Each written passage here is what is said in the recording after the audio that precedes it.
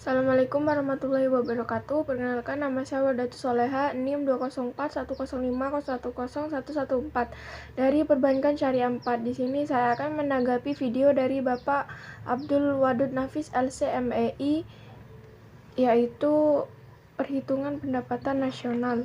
Pendapatan nasional adalah nilai total output akhir suatu negara dari semua barang dan jasa yang diproduksi dalam satu tahun.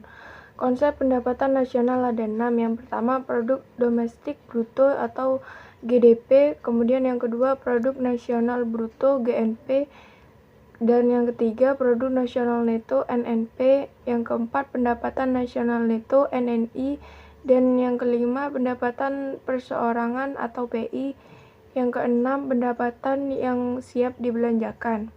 Manfaat perhitungan pendapatan. Yang pertama, mengetahui tingkat kemakmuran suatu negara.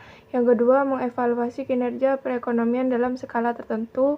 Yang ketiga, mengukur perubahan perekonomian suatu negara secara berkala. Yang keempat, memudahkan dalam membandingkan kinerja ekonomi dari setiap sektor. Dan yang kelima, sebagai indikator perbandingan kinerja dari setiap negara. Macam-macam metode perhitungan pendapatan nasional. Yang pertama, metode pendekatan nilai produksi.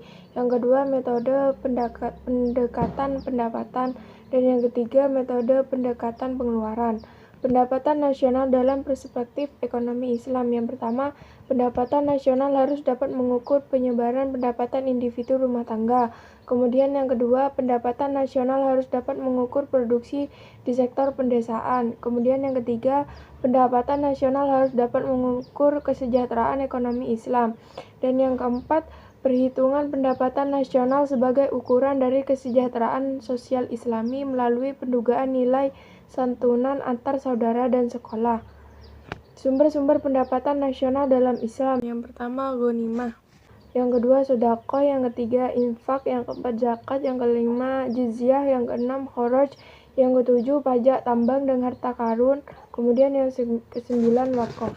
Sekian tanggapan yang bisa saya sampaikan. Kurang lebihnya mohon maaf. Wassalamualaikum warahmatullahi wabarakatuh.